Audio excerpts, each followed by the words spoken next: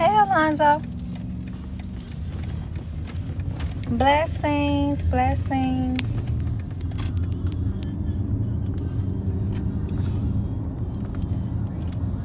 Give everybody a little time to come in.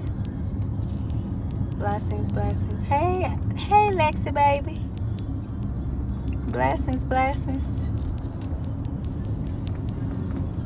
Talk about little relationships today. I didn't want to put relationships. You put relationships in the title, everybody run up in here. I said, let's talk.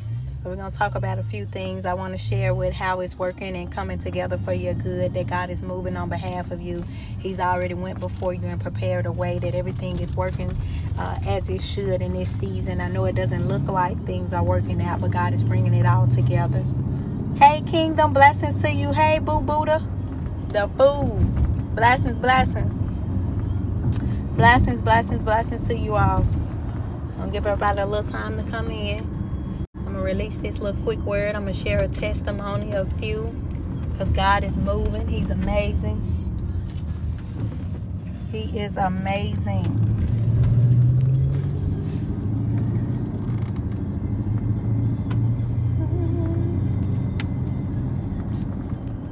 Oh, it went on off then.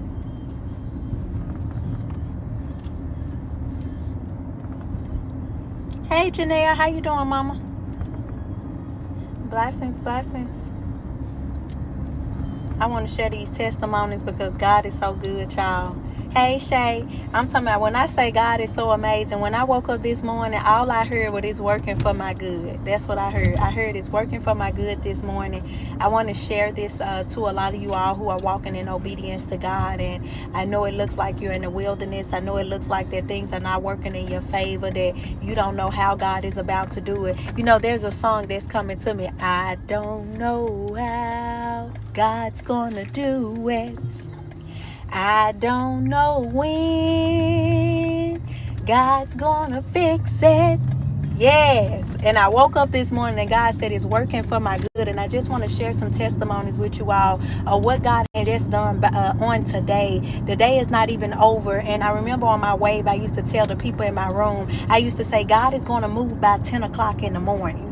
He gives seed to the sower. I never seen his seed begging for bread. And God said he has our daily bread. That means he has what we need every day. So that means all you got to do is seek God to give you instructions on what to do and where to go and how to get there in order to get what you need for that day. So when I woke up this morning, he said, everything is working for your good. So the other day, I left my house probably about 2 days ago because I have to get to my next destination. So I left my house and I called the lady who I bought my dog from, my Doberman. And I called the lady and she said, yeah, I'll take Rosie back. She said, yeah, I'll come. She said, I will give you gas money to bring her down here to Florida. So I'm sitting here like, oh my God, who pays you to bring a dog back to them? So first, I want to share this because I want you to see how God is aligning my steps, how he's ordering my steps, how he's working everything out for my good. And I want you to be able to pay attention to how God is moving in your life. You may be thinking that God needs to give you some money to pay a bill, but God may be over here opening doors on stuff that's been dried up, on things that's been delayed, on stuff that you cannot see that's happening, and God is causing it to come forth. So that was the first blessing. The lady said, I'll give you gas money to bring her where I am. So she's going to take my dog back. I don't have to pay her. She's even going to help me transport her to her. That's the first blessing. This morning I heard everything is working for my good. Not only that, the day that I get all of my stuff out the house, I go to drop the budget truck off and the guy asks me, he tells me, your smile is so beautiful. He said it illuminates your whole face. And this is why it's important to always, be in good cheer, because you never know who you're going to meet. That day, that man blessed me with some money. He paid Mr. Thorpe. He paid for his budget vehicle. He turned around and said, he told me to bless you, and put money in my hand. I had just met this man. He gave me a hug. I started crying. By then, he turned around. He's like, tell me about your kids. and I tell him about my kids, he turns around, pay for his stuff. All I know is he started pulling money out of his wallet, and he turned around and said, he told me to bless you, meaning God told me to bless you. So in this season, God is about to make every person, place, or thing obey him concerning you. You don't need money when God is giving you favor. When God is giving you favor, you don't need money. I was telling one of my members in my ministry, she said, Dr. D, I asked my mom for $3 and she wouldn't even give me $3. And I'm sitting right here like, well, why didn't you call your spiritual mother? Why didn't you call and tell me you were in need or you needed something? See, we don't understand why God is bringing us spiritual mothers and fathers. We too busy running to the worldly mothers and fathers when God has already prepared our way and given us everything that we need. So I tell her, hey, let me send you some money. I said, order you some soup.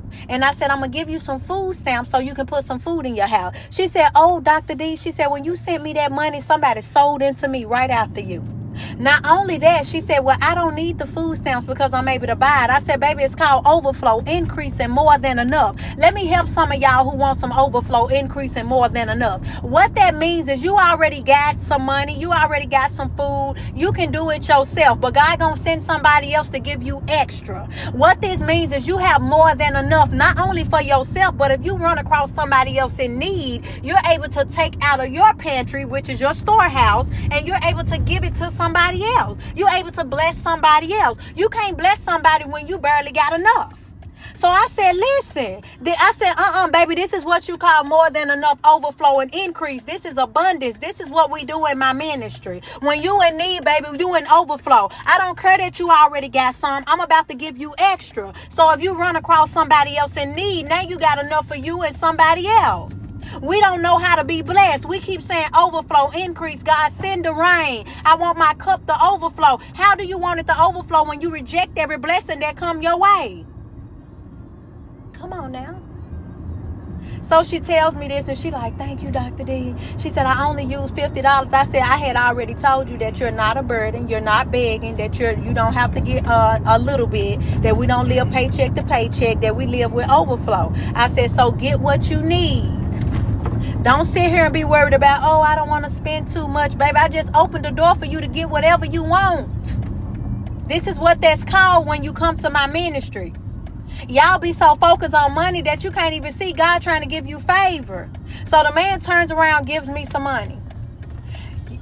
The next day, my client calls me because I prayed that night. I said, God, you got to procedures. My client calls me the next morning and say, Danielle, because she's from Baltimore, and she says, listen, I need to call and give you this information. I'm sending you a lady's number who does the policies and procedures for a group home. I said, policies and procedures. I said, God, I just prayed and asked for this and woke up and there you go, suddenly. See, I could tell you how blessed this ministry is. You'll still go somewhere else. Now listen, after that, I get a class. I got to take this class. She's like, go take this PCHA class. She said, go get the training. You got to do this and such and such. So I'm Googling, looking for the classes. I find a class in the place that I'm going to build the home. And it's the cheapest, little or nothing or for free. It's the cheapest to take the training, right? Walk with me. I want you to see how God is ordering my steps, how God is blessing me, how he's preparing a way that sometimes you don't need money. Sometimes you just need to be able to see how God working stuff for your good. That people going to obey God concerning you. That favor is your finances, is your money, is your gold, is your key. This is why a lot of y'all had to learn how to sow, because you needed to learn how to give up everything, give up your monetary value of your mindset of what you think about money, just so you could see God, see how God gives you favor. This is why you were supposed to sow. It was to teach you how to empty your cup so that God could show you what favor can do. We so focused on we need money, that you don't even know what God could do through other people, places, and things. Yeah, I'm gonna bless you in a minute. It's a mindset shift. So listen, right after that, she calls me and gives me that information. So yesterday I talked to her. I said, listen, I found a training that I want to go through. It's a little or nothing. It's in the state. It's in the county that I want to build the home in. And she says, you know, that don't normally happen like that, right? I said, yeah, I know everything happens suddenly. That's an anointing on my life. This is why a lot of y'all need some stuff suddenly. And God keeps sending y'all to my ministry to sow, but y'all keep ignoring the fact that you need to sow. And that's because there's an anointing that you need God to move expeditiously on your situation. You need him to move suddenly for you, and you don't know how to do it. So when you come in my room, he keeps leading you here to sow a seed because you need him to move. And you know how pastors tell you, oh, you don't get your harvest back immediately. The devil is a lie. God moves suddenly for me. I don't know about your pastor, but as for me and my house, we've been serving the Lord, and God moves quickly. So listen, she's telling me, she said, you know that don't work like that for you to take that course that fast, that way. I said, yeah, I know, I understand. This how God been moving in my life the whole time I've been doing full-time ministry. He moves suddenly for me. So I'm about to take the class, which starts tomorrow. God is so good. Now check this out. I have to give up everything that I have in my bank account in order to take this class. I said, God, I'm willing to sacrifice everything to take this class because this is the door I'm about to walk into. I don't care about how you going to do it, when you going to do it, and where you going to do it. I'm going to get to my next destination in the midst of trying to take this class too. And once I get to the next destination, since you have already ordered my steps this far, since you've already opened doors this far for me to do what you have for me to do next, I'm just going to automatically know that once I get to where I'm about to go, there's a house already prepared for me. That's that faith. Now listen, this morning I wake up, I said, let me call the IRS. I've been needing the IRS. They've been owing me some money for about 3 years now. So I felt in my spirit to call the IRS. My sister said, oh, they're going to have you on hold for a long time. Walk with me. Listen to me. Now I'm going to help you. She said they're going to have you on hold for a long time. I didn't say nothing, right? I was laughing. They answered the phone in 8 minutes. 8 is the number of new beginnings. Okay, walk with me. I'm not finished yet. So I'm on the phone with the lady. I've been calling them for 2-3 years now, trying to get the information that they claim they have sent me so I can mail some information to them so they can release my finances, right? Today, the lady gives me the address to go to send the information to. Instead of me mailing the information, I told my sister, I said, come on, let's go down there. So I go down there. As soon as I get out the car, y'all, this man tells me, good luck. I'm not lucky, baby. I'm loved. So this man tells me, good luck. Like, you ain't finna go in there. They ain't gonna do nothing for you. So I walk in the building. He's like, good luck. So I said, I'm not lucky. I'm loved. See, when you loved, you favored. This is why things work like it does in my life, because God favors his wife.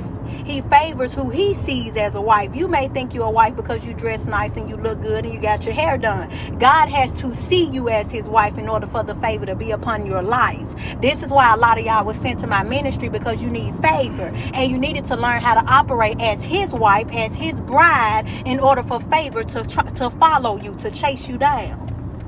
Now, remember, the IRS been owing me money for 3 years. So I go inside of here and the lady's talking to me. And I said, yeah, I've been waiting on the money for 3 years. They said they owe me this, that, and the other. They said they sent me a letter. I didn't get the letter. She said, well, put your social in. I'm going to see if I have an appointment for today. I put my social in. It gives me a number. I get the number and she says, well, we have an appointment at 11:30. Walk with me because I want you to see how God is moving the blessing forward. That I know you had to wait 2 weeks, but God about to give it to you today. I know they told you 2 months, but God about to give it to you in 2 weeks. The blessing is about to hit you like a head-on collision. It's going to hit you in the face. Like you ain't even got to wait. It's suddenly, it's expeditiously, it's moving forward for you. So the lady said, you can come back at 11:30. It's 11:34 now. By the time I walked to the car, it was 8 something. By the time I walked to the car, okay, Holy Spirit, let me slow down. When I walked in, there's a cubicle in front of me that says this lady has been working here for 40 years. So they're congratulating her for working for 40 years, and she has the number 8 on her cubicle. Soon as I walked in, I looked at that. That's the only cubicle I saw. I didn't see nothing else. That's the only one I saw. So I'm going to say that. The lady makes the appointment, tell me to come back at 11:30. It's 8 something. By the time I walk to the car, I get an email that says, your number is here. Come to number 8. So I look at my sister like, that was 2 minutes. She said my appointment at 11:30. So I go in and I go straight to the lady's desk. She tells me what's going on. I tell her and everything. She said, oh, you don't have the copy with you? I said, no, ma'am. And let me tell you why it's important to tell your testimony, because some of y'all be ashamed of what you go through, but it's through your testimony that you're going to have victory and overcome by the blood of Jesus, because he already died for your victory. All you got to do is tell the right person so that they can have a choice to you or not. So the lady tells me I have to have my paperwork already. So I said, hey, can I send my sister to go print it out for me? Because by then I told her I got evicted. I left my house 2 days ago. So I got evicted, and I tell her I left 2 days ago. She said, sure, you could tell your sister to go get it. Now, how far was the UPS? 8 minutes?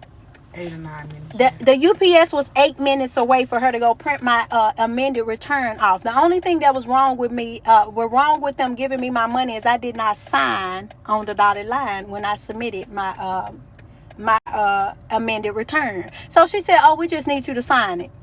I said, you mean to tell me y'all been holding my money because I didn't sign my amended return?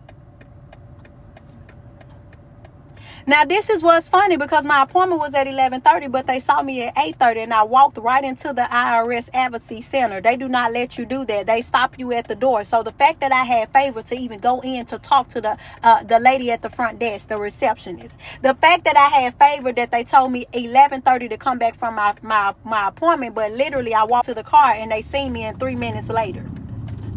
The fact that I was able to walk in there and give them my paperwork that they needed and sign it, and she took it, that was God. It was favor. I wanted to share this because when I woke up this morning, God said it's working for your good. Yes, I may not have thousands of dollars in my bank account right now. I may not have everything right now to get to my next place so I can start building. It's time to do business. It's not time to play church. It's what I do project. I want to figure out why the people who started in the church, why they still in the church and they have not started doing business. Because even when you do ministry, you should be able to venture out and start doing prison ministry, homeless shelters. You should be doing domestic violence shelters. You should be doing all type of group homes or things of that nature. This is when church becomes. So I'm sitting here looking at why all these the pastor for 10, 20, 30 years, and it's because they found something good that they never evolved to the kingdom. The wealth of the wicked is laid up for the just. They never get their wealth, and they prey on you to get their wealth because they don't want to do business in the community. But that's what we lack in the community. Help from the church. Anyway, I wanted to share how God is working everything out for your good. And I know it don't look like what you want it to look like. And I know your focus is on bills. I know your focus on you need a car. I know your focus is you need to move. But if you just start by faith moving and going into that direction, start calling, start searching, start packing, start looking for the house, start applying for the cars. If you just start moving by faith and not by sight. See, a lot of y'all quote that scripture about faith, but all you want to do is see. All you want to do is no. God, tell me. God, show me. God, how you gonna do this? And I keep hearing this song. I don't know how God's gonna do it. I don't know when he's gonna fix it.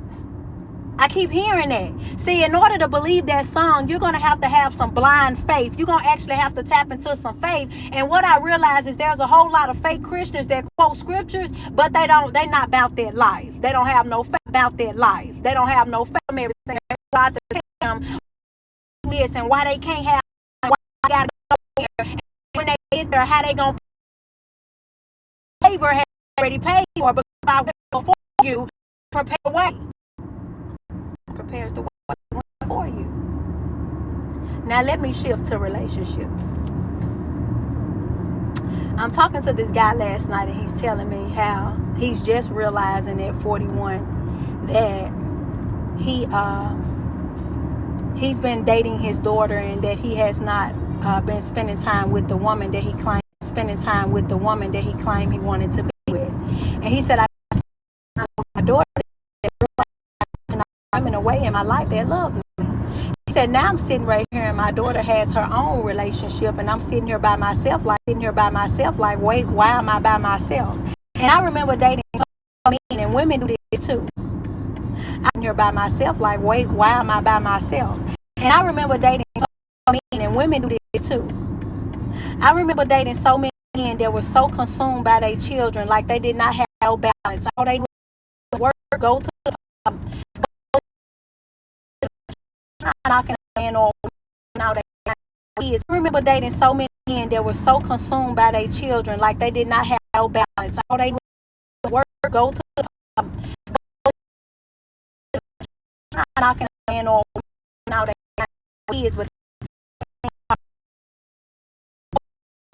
there's a time just like soul and reaping. There's a time to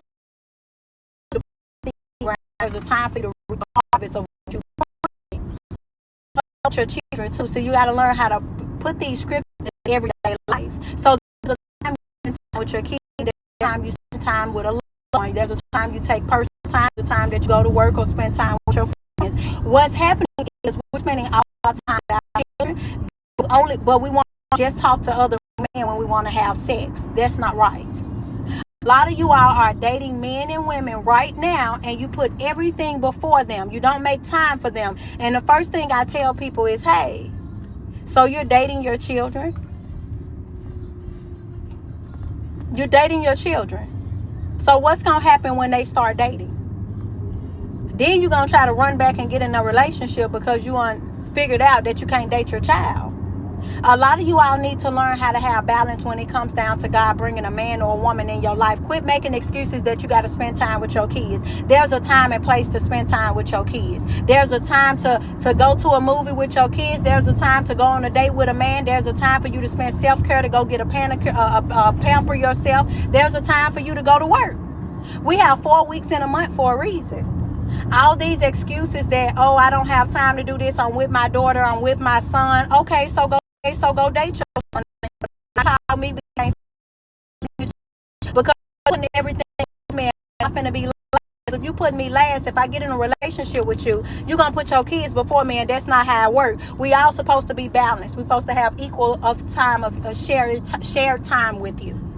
Your kids got to learn how to share you because you need to be in a relationship. And sometimes kids are selfish. Sometimes kids are looking at, that's my mama and my daddy. And, we don't prepare these kids that we're about to start dating. So when y'all start bringing people in their life unexpectedly, they start looking at you like now all of a sudden, you was letting me sleep with you. You was hanging out with me. And now that you got a boyfriend or a girlfriend, you pushing me away. So now they finna start envying the person that you're dating.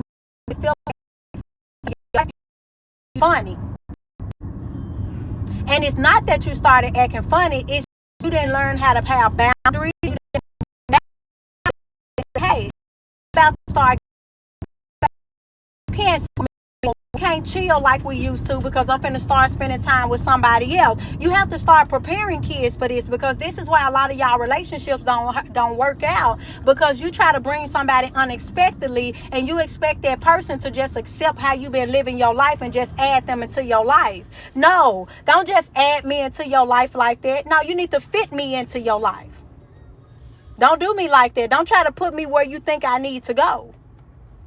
You need to make room for me. And I'm not going to wait last until you finish doing whatever you're doing with your kids. You're going to have to figure that thing out. I've dated a lot of men that do that. I know women that do that, that'll put their kids before a man. You saying you want a husband, but when God sent you one, you don't know how to have balance between your kids and their spouse. You don't know how to say, hey, this week I'm going to be with the kids. Let's plan something for next week, baby. Or, hey, let's plan something for me, you, and the kids one week. I was dating a guy and I did that. He worked 6 days a week. And I said, hey, how about those little 2 or 3 days that you're home? You spend the first day for yourself, getting yourself together, doing what you need to do. The second day, I'll come and spend a night with you. The third day, you can come spend a night at the house with me and the kids. This is called balance. A lot of people don't have balance to fit you into their life. They want to just come and have sex with you. And then when they do try to do it, it becomes pressure. Pressure busts pipes because they feel like they don't stop going to the gym, or they feel like they don't stop doing certain things and that they can't do other stuff. So that what they do is get you out their life because they feel like you the burden. They feel like you the reason why they can't go to the gym no more. That's why I said these men and these women, they have replaced men and women with the gym. I ain't got to have a gym. I ain't got to have a spouse. I'll just go to the gym. And then when you try to date somebody, you sitting up here like, oh, I stopped going to the gym when you came in my life. Well, why don't you invite me to the gym with you? And we can go together. A lot of y'all don't know how to date. You don't know how, you're not mature. You causing problems in your household, and you pointing the finger at other people because you ain't got your life together and you ain't prepared for another person to enter into your life. I'm shifting, y'all. You got to walk with me. You got to walk with me. I'm shifting. I've seen people date people, and when they bring them around their kids cause issues with the person because they feel like you stealing my mama from me or you taking my daddy from me. And that's because the kids are so selfish and immature that they don't want to see their parents happy. So they're going to do whatever they can to sabotage their relationship just so that they can run that person off because they just want it to be you and the mama or you and the daddy. They just want it to be them and their mama, them and their daddy. They're not looking at the mama and the daddy smiling and happy and got some help. They looking at what they want to be able to do because it's just one person in the house. They're not looking at the bigger picture. Some of y'all kids ain't right. And some of y'all choose y'all kids when they wrong. And y'all need to set them straight.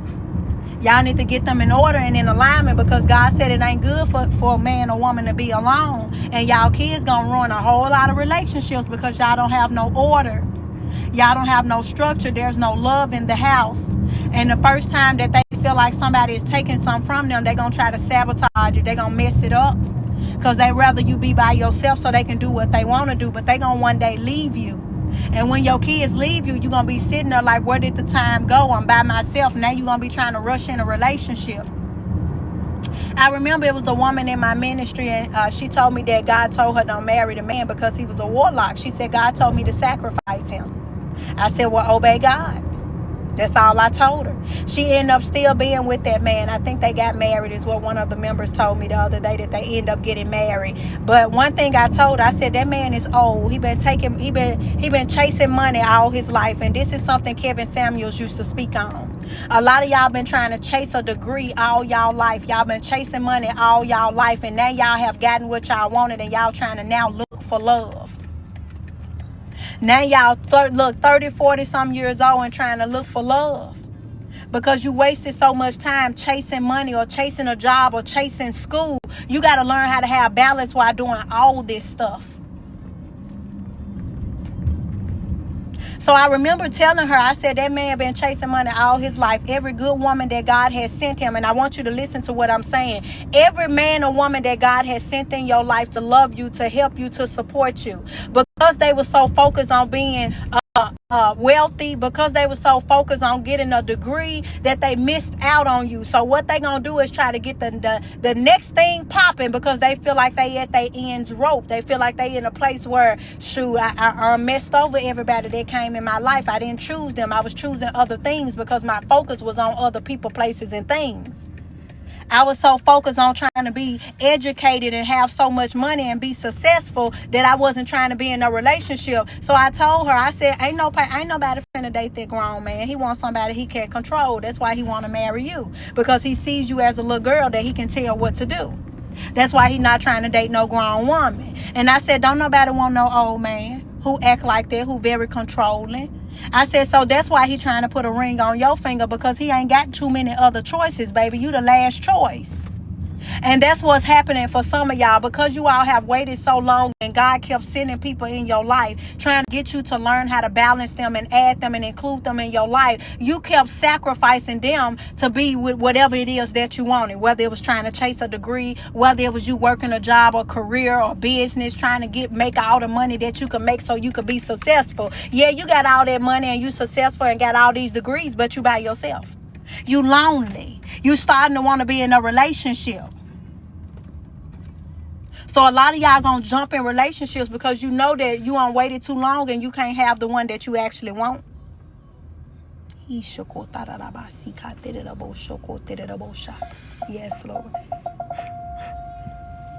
I'm gonna get off of here, y'all. I love y'all. I just wanted to come and share that it's working for your good. That God bringing everything together. That you don't have to worry about nothing. That favor is your finances right now. God don't give you money, but sometimes because he wants you to see what he can do without the dollar. See, the love of money is the root of all evil. And because you feel like that's all you need to be able to do whatever it is God is telling you to do, that means you love money. And God is trying to break that because he loves you that much that he don't want you to love money. He wants you to love him. So this is why God is not giving you money in this season, because he wants you to see what favor can do.